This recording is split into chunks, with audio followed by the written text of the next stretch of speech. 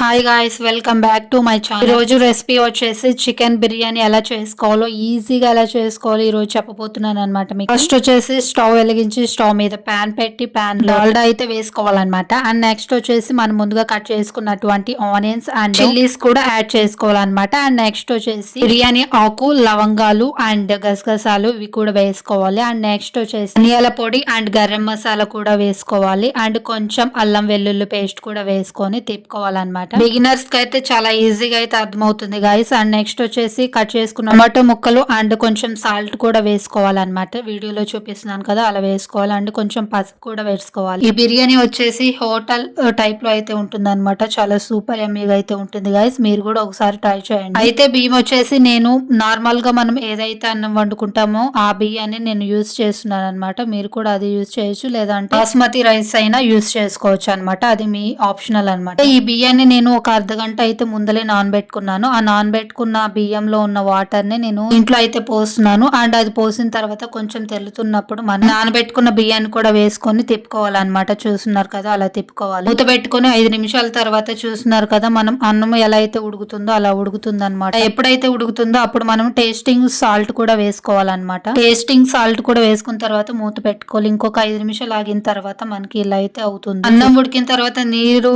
కొంచెం అలా ఉండిపోతుంది కదా, అప్పుడు మనం ఇలా ముక్కల్ని కూడా వేసుకోవాలి. ముందుగానే మనం ఫ్రై చేసుకొని ఉంచుకుంటాం కదా, ఇలా చికెన్ ముక్కల్ని అన్నంలోకి వేసుకోవాలన్నమాట. చూస్తున్నారు కదా, ఇలా వేసుకోవాలి. అయితే కొంతమంది ఏంటంటే కొంచెం లేయర్ ని తీసేసి అప్పుడు ముక్కల్ని వేసుకున్న తర్వాత ఆ లేయర్ ని వేసుకుంటారు. అలా కాకుండా నేను ఇలా చేస్తున్నాను అనమాట. ఇలా కూడా చేసుకోవచ్చు. ఇలా చేయటం వల్ల ముక్కలు ఏమన్నా ఉడకకుండా ఉంటాయంటే అది కాదండి, ముక్కలు చాలా స్మూత్ గా అయితే ఉంటాయి, ఉడుకుతాయి కూడా, మీకేం డౌట్ ఉండదు. అలాగే మీలో ఎంతమందికి చికెన్ బిర్యానీ అంటే ఇష్టమా లేక పలావ్ అంటే ఇష్టమో నాకు కామెంట్ చేయండి. ఈ రెసిపీ వచ్చేసి మా అమ్మ రెసిపీ అనమాట. చాలా సూపర్ టేస్టీగా అయితే ఉంటుంది. ఎప్పుడు చేసినా కానీ చాలా సూపర్ గా అయితే ఉంటుంది. మనం హోటల్లో రెస్టారెంట్ లో ఎలా టేస్టీగా అయితే ఉంటుందో దానికంటే డబల్ గా ఉంటుంది. ఇది మామూలు రైస్ కదా, బాగోదేమో అనుకుంటారు. బాస్మతి రైస్ కన్నా చాలా సూపర్ టేస్టీగా అయితే ఉంటుందండి. మీకేం డౌట్ ఉండదు. అలాగే మీరే విధంగా చేస్తారో కూడా నాకు కామెంట్ చేయండి. బిర్యానీ అంటేనే చాలా టైం పడుతుంది, టైం వేస్ట్ అని అనుకుంటారు. అలా కాకుండా చాలా ఈజీగా అయితే అయిపోతుంది గైస్. అండ్ నెక్స్ట్ వచ్చేసి గార్నిష్ కోసం కొత్తిమీర వేసుకొని మూత పెట్టేసుకోవటమే. చూస్తున్నారు కదా, యమ్మీ చికెన్ బిర్యానీ అయితే రెడీ అయిపోయింది. Okay, bye guys.